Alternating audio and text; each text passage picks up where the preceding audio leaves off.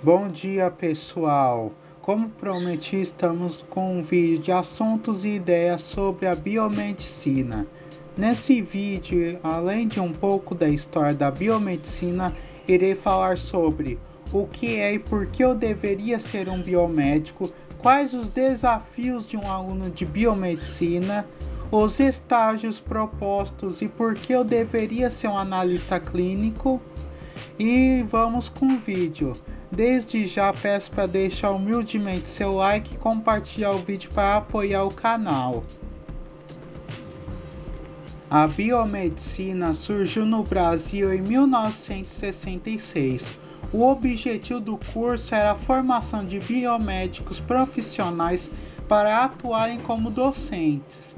A Lei 7.135 de 83 de 1983 permite a realização das análises clínicas aos portadores do diploma de Ciências Biológicas na modalidade médica. O biomédico é o responsável por realizar exames que possibilitam o diagnóstico de doenças, a manipulação de micro-organismos, pesquisa e desenvolvimento e ainda executa exames clínicos em laboratórios e hospitais. É responsável pela identificação, classificação e estudo dos micro-organismos e desenvolve medicamentos e produz vacinas para combater as diversas doenças.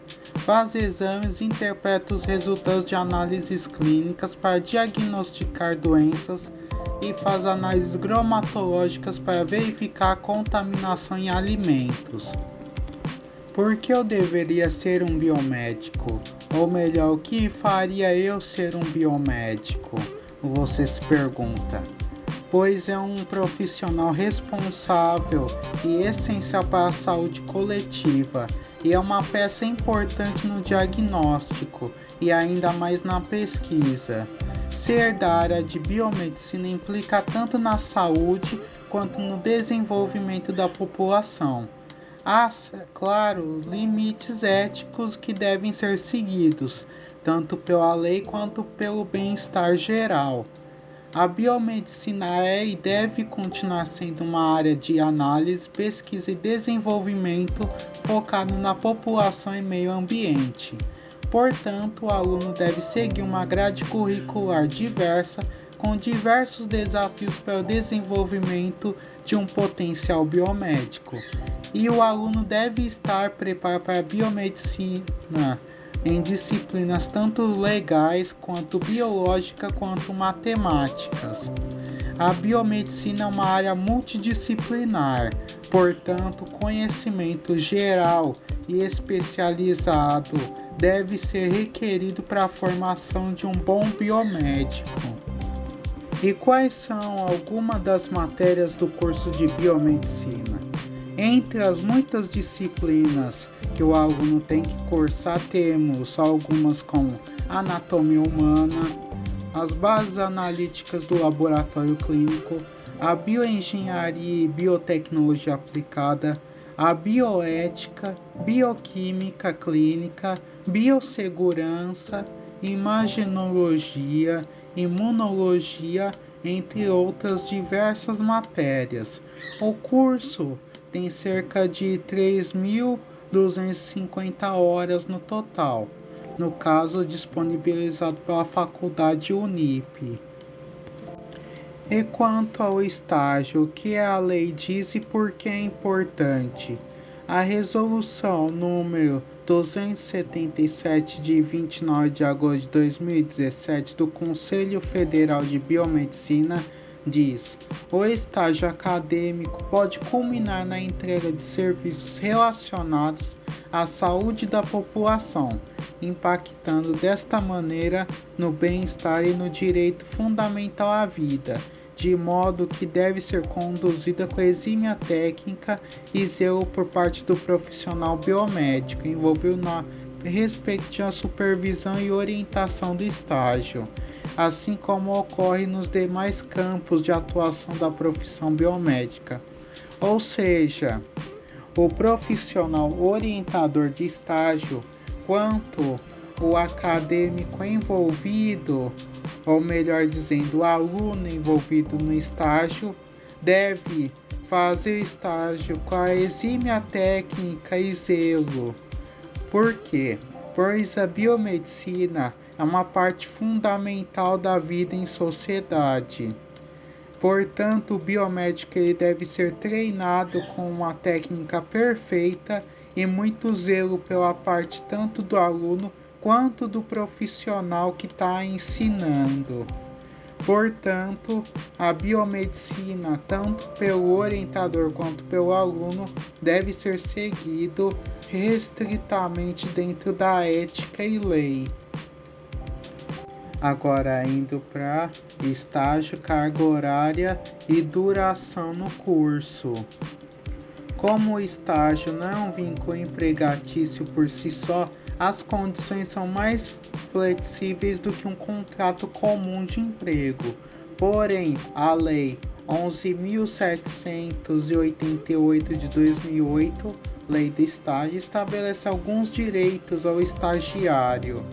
Entre eles de que a carga não ultrapasse 30 horas semanais, ou melhor, 6 horas por dia trabalhado, para que o aluno não tenha seu desempenho prejudicado na faculdade.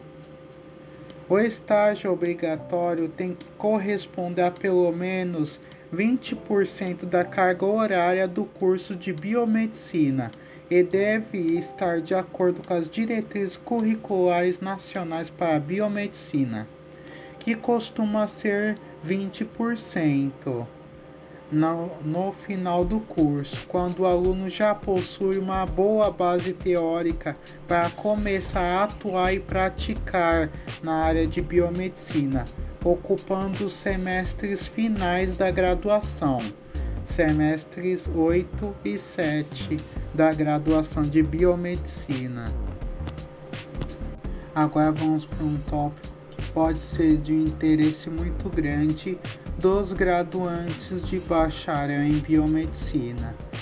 Como escolher o meu estágio? Para começar a conversa, o estágio é a sua porta de entrada na profissão de forma legal, pois é a primeira habilitação de biomedicina que você irá conseguir através do estágio. Para conseguir escolher um estágio, deve-se considerar algumas coisas, como a disponibilidade no mercado, a demanda desse tipo de serviço e a concorrência. Para facilitar a sua vida, as faculdades podem ofertar uma vaga de estágio, que no meu caso para análises clínicas. Mas não se engane, mesmo com a oferta, ainda deverá passar por uma prova preliminar para poder estagiar. Considerando tudo o que ocorre nos últimos semestres e as dificuldades que você provavelmente passou, a prova em si não é difícil depois de tudo. Mas não se desespere, caso não consiga pela faculdade, o mercado de trabalho pode oferecer uma vaga, embora mais difícil não significa que é impossível. Agora indo para o nosso último tópico do vídeo, quais áreas eu deveria estagiar ou posso estagiar e por que ser um analista clínico pode ser bom. Os estágios em biomedicina podem ser realizados em hospitais, laboratórios, clínicas, institutos de pesquisa e na indústria farmacêutica. Existem 38 áreas na biomedicina. Algumas delas são as análises clínicas, análises ambientais, análises forenses, análises bromatológicas, biomedicina estética, biologia molecular, genética, imaginologia, reprodução assistida e banco de sangue. E por que ser um analista clínico diante de tantas oportunidades diversas?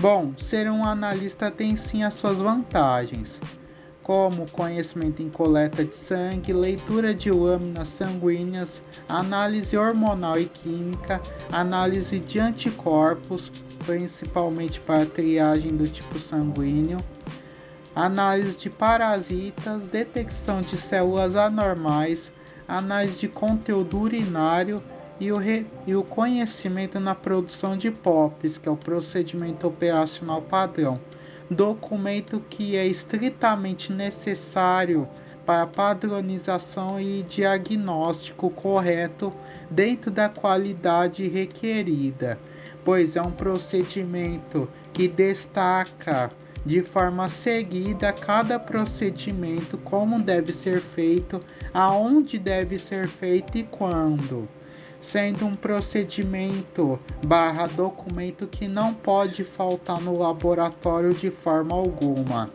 A falta de um procedimento operacional padrão significa uma queda muito significativa na qualidade dos exames prestados e também vai diminuir a confiabilidade com o decorrer do tempo. Claro, ter o documento em si não é o suficiente. É necessário que a pessoa que tem o documento, ou melhor, o laboratório que tem o documento, o siga de forma precisa.